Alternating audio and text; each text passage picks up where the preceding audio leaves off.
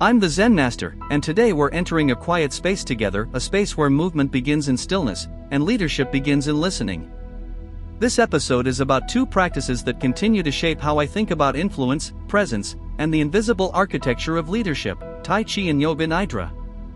They may seem far from the world of management, but they're not. Because management, especially for those without formal titles, isn't about control. It's about coherence. It's about sensing the moment, reading the room, and knowing when to act and when to pause. Let's begin with Tai Chi. Tai Chi, the art of invisible influence. There's a moment in Tai Chi where everything slows down. You're shifting your weight, maybe from left to right. Your arms float like clouds. Your breath is steady, your gaze soft. And suddenly, you realize you're not just moving. You're listening. Tai Chi isn't about performance. It's about presence.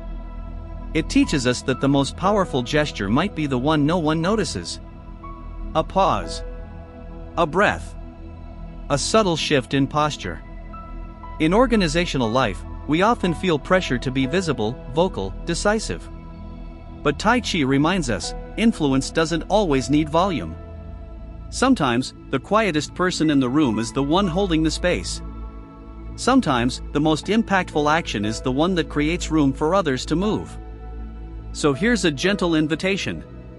Next time you're in a meeting, or a moment of tension, try softening. Feel your feet.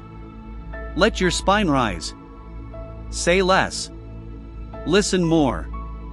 You might be surprised by what shifts around you. This is Tai Chi in action. Not just a martial art, but a way of being. A gentle push that shifts the whole. Yoga Nidra, rest as a radical act. Now let's lie down. Not to escape, but to return. Yoga Nidra is often called yogic sleep, but it's not about sleeping. It's about entering a state where the body rests and the mind opens. Where we scan ourselves with kindness and plant intentions in the soil of stillness. In previous episodes, we talked about rest as resistance. Today, I want to offer rest as leadership. Because in a world that glorifies urgency, choosing to rest is revolutionary. It says, I value clarity over speed. It says, I lead best when I'm whole. Yoga Nidra doesn't ask us to do anything. It asks us to feel. To welcome. To release. And in that release, something beautiful happens. We remember who we are beneath the roles, the tasks, the expectations. So tonight, before sleep, try this. Lie down. Close your eyes.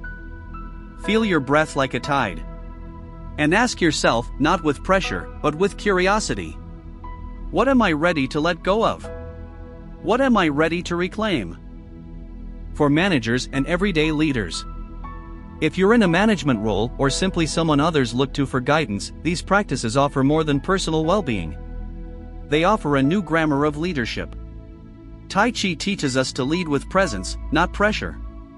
To sense the energy of a team before speaking. To shift dynamics not by force, but by alignment. Yoga Nidra reminds us that clarity doesn't come from doing more. It comes from deep listening. From knowing when to pause. From trusting that rest is not a break from leadership, it's part of it. So how might you bring this into your day? Begin your one-on-ones with a moment of silence or breath. Notice the invisible moments, transitions between meetings, the tone of a message, the energy in a room. Model rest.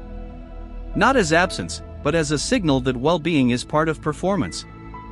And when things get tense, ask yourself, what would a Tai Chi master do here? Probably not push harder. Probably shift, soften, and redirect.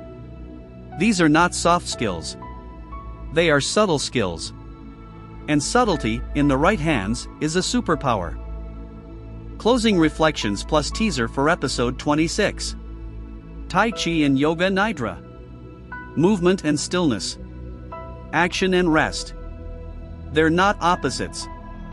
They're partners. Together, they teach us that leadership isn't about control. It's about rhythm. It's about knowing when to step forward and when to step back. When to speak and when to listen. when to move, and when to be still. This is management beyond the title. It's the kind of leadership that lives in hallway conversations, quiet decisions, and the way we show up for others. It's the kind of influence that doesn't need permission, just presence. Thank you for joining me in this gentle exploration. If this episode stirred something in you, share it with someone who leads quietly. Someone who listens deeply. Someone who moves with intention. And next time, in episode 26, we'll explore the power of transitions. Those subtle, often overlooked moments between breath and speech, between task and pause, between one role and the next. Transitions are where clarity is born. Where identity reshapes. Where leadership, especially for those without formal authority, becomes felt rather than declared. We'll ask, how do we navigate change without rushing? How do we honor the in-between? And how can transitions become a source of strength, not stress? Until then, keep walking gently. Keep pushing wisely. And remember, the most powerful shift often begins in stillness. Be well.